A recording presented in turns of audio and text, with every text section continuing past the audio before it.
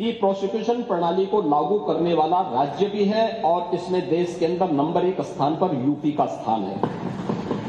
महिला और बाल अपराध संबंधी अभियोगों के निस्तारण में देश में प्रथम स्थान है। लगभग हमारे 98% से अधिक मामलों का निस्तारण करने में उत्तर प्रदेश आज देश का वह पहला स्थान रखता है।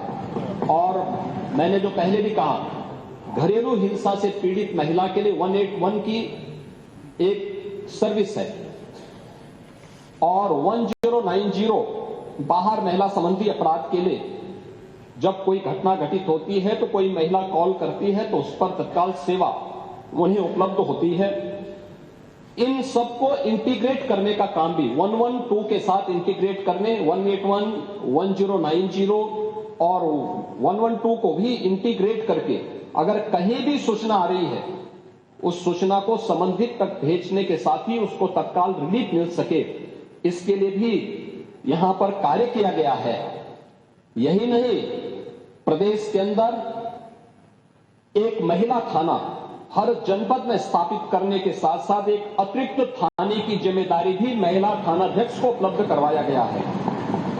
और हर थाने में जो प्रदेश के अंदर 1585 थाने हैं, इन 1585 थानों में महिला हेल्प डेस्क अलग से बना करके एक व्यवस्था बनाई है। और 2020 से हमारी सरकार पूरे प्रदेश के अंदर मिशन शक्ति के एक अभियान को आगे बढ़ा रही है। मिशन शक्ति के अंतर्गत पिछले 7 वर्ष में हम लोगों ने लगभग 1.5 लाख पुलिस कार्मिकों की भर्ती की है प्रदेश के पुलिस बल में। और मुझे बताते हुए प्रसन्नता है कि 17 के पहले जितनी भी भर्तियां हुई उन सभी को अगर हम जोड़ लें तो कुल 10,000 महिला पुलिस कार्मिक भर्ती हुई थी। लेकिन 17 से लेकर के 22-23 तक जो भर्तियां हुई, इन भर्तियों में प्रदेश में 20,000 से अधिक महिला पुलिस कांस्टेबल की भर्ती करने में हमें सफलता प्राप्त हुई। यानी आजादी के 70 वर्षों में जितनी भर्ती हुई थी महिला, उससे दुगनी भर्ती अकेले 5 वर्ष के अंदर हमने पुलिस महिलाओं को यहां पे भर्ती किया। पुलिस की भर्ती में उनकी 20% हॉरिजॉन्टल आरक्षण की व्यवस्था उन्हें प्राप्त हो सके, इसको अनिवार्य रूप से प्रदेश के अंदर लागू किया। लखनऊ, गोरखपुर और बदायूं में महिला पीएसी की बटालियन के गठन की कार्रवाई को भी आगे बढ़ाया। लेकिन जो पुलिस कार्मिक महिलाएं भर्ती हुई थी वे केवल एक कांस्टेबल के रूप में ऑफिस के कार्य को या थाने तक ही अपने को सीमित न रखे, बल्कि महिलाओं की सुरक्षा के साथ साथ शासन की योजनाओं को महिलाओं तक पहुंचाने के लिए उनकी प्रतिभा का लाभ समाज ले सके, इसके लिए प्रदेश के अंदर 10,000 से अधिक महिला बीट स्टेशन स्थापित किए गए, महिला पिंक बूथ की स्थापना की गई और यह भी व्यवस्था लागू की गई कि ये महिला बीट पुलिस अधिकारी हर मिशन शक्ति के अंतर्गत वहां पर जाएंगी।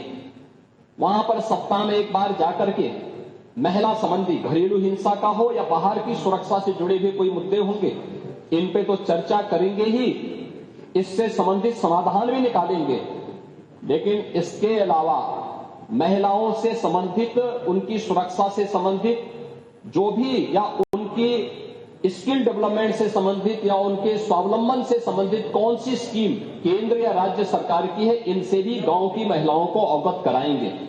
और ये मिशन शक्ति का एक कार्यक्रम प्रदेश के अंदर लगातार ये जारी है और इसके बहुत अच्छे परिणाम भी हम सबके सामने देखने को मिले हैं। ये सरकार महिला सुरक्षा के प्रति पूरी तरह गंभीर है और उस गंभीरता का परिणाम ही है कि प्रदेश के अंदर इस सरकार ने आने के बाद सबसे पहले शोहदों पर लगाम कसने के लिए जो कार्रवाई की, एंटी रोमियो स्क्वाड का गठन उसका एक उदाहरण है।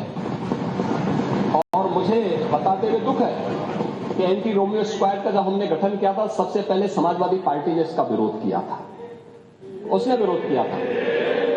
और मुझे बोलने में भी कोई संकोच नहीं है कि महिला संबंधी अपराध से जुड़े हुए ज्यादातर मामलों में समाजवादी पार्टी से डायरेक्ट या इनडायरेक्ट जुड़े हुए लोग उसमें इन्वॉल्व पाए जाते हैं। और यही नहीं, महिला संबंधी अपराध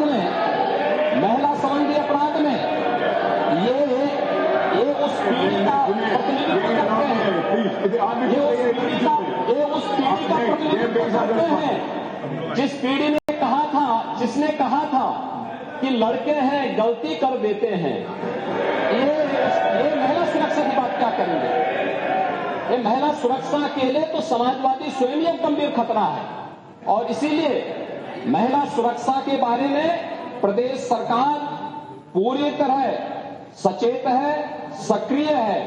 हर बेटी को भी, हर व्यापारी को भी सुरक्षा प्रदान करने के लिए पूरी तरह प्रतिबद्ध है। प्रश्न संख्या 2 माननीय मुख्यमंत्री जी, आपने बताया इतने को हमने दंडित कराया, तो क्या पूछा गया था कुल कितने घटनाएं हुई? तो जो दंडित हो जाते हैं कोर्ट से, उन्हीं को आप घटना मानते हैं कि जो घटनाएं घटती हैं उनको भी घटना मानते हैं? यह स्पष्ट कर दें कुल कितनी घटनाएं घटित?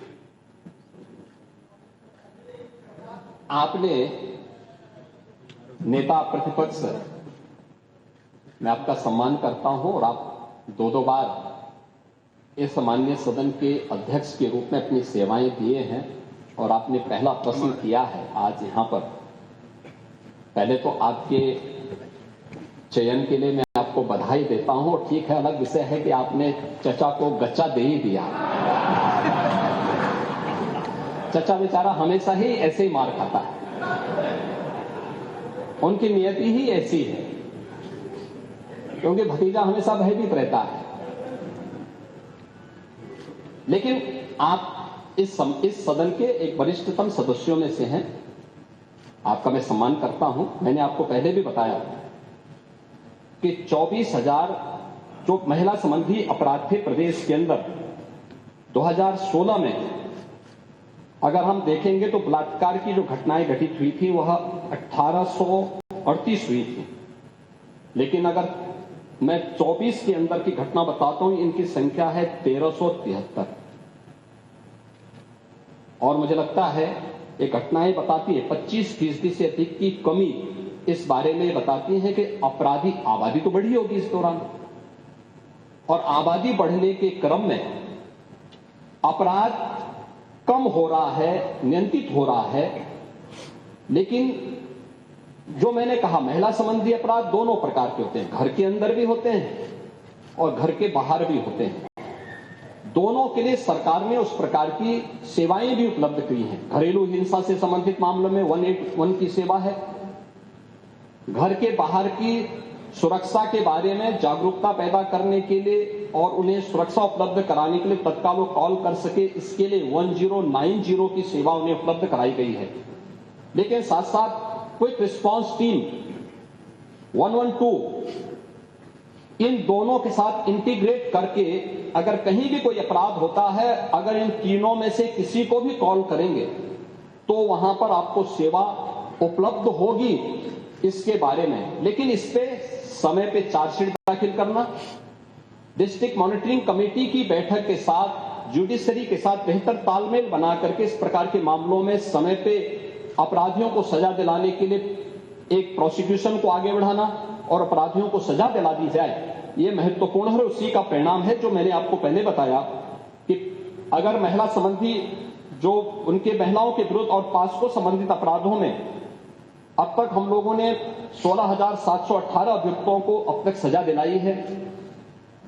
इसमें से अगर आप देखेंगे कि 21 को हम लोगों ने मृत्युदंड, 1,713 को आजीवन कारावास, 4,653 को 10 वर्ष या उससे अधिक का कारावास और 10,331 को 10 वर्ष से कम की कारावास की सजा दिलाई है। ये जो अपराध, जिन अपराधियों की सजा दिलाई गई है, इसमें आप देखते होंगे अक्सर समाचार पत्रों में आता है कि 1 महीने के अंदर दुष्कर्मी को सजा दिलाई गई। ये प्रोसिक्यूशन को फास्ट करने, समय पे चार्जशीट दाखिल करने का परिणाम है। नहीं तो होता क्या है, जब हम लोग इसमें लापरवाही बरतते थे, सरकार संज्ञान नहीं लेती थी, विभाग संज्ञान नहीं लेता था, लोकल स्तर पर संज्ञान नहीं लिया जाता था, अपराध बढ़ते थे और फिर इनको हल्केपन से लेने का दुष्परिणाम क्या होता था कि हर ऐसा अपराधी स्वच्छंद होकर के अपराध भी करता था और फिर समाज उसके बारे में देखते हुए भी उसके खिलाफ कार्रवाई नहीं कर पाता था। लेकिन आज अपराधी के मन में भय है और उस भय का परिणाम आज हम सबके सामने देखने को मिल रहा है कि उत्तर प्रदेश का जो ई प्रोसिक्यूशन पोर्टल है वो देश के अंदर नंबर 1 पर है और उत्तर प्रदेश इस मामले में ऐसे अपराधियों को सजा दिलाने के लिए, महिला संबंधी अपराधियों को, जो भी ऐसे अपराधी हैं उनको सजा दिलाने में उत्तर प्रदेश देश के अग्रणी राज्यों में। प्रश्न संख्या 2 शैलेंद्र प्रधान। नहीं, शैलेंद्र प्रधान नहीं, कोई डिबेट नहीं हो रही, होगा माननीय नेता प्रतिपक्ष ने पूछ लिया। आपने मुझे एक महत्वपूर्ण विषय पर अंकुरक पूछने का मौका दिया। इसमें 3 माननीय सदस्य हैं, इसीलिए सीधा प्रश्न पर आइए क्योंकि तीनों सदस्यों को अवसर दिया जाए। सर, चूंकि जो नमामि गंगे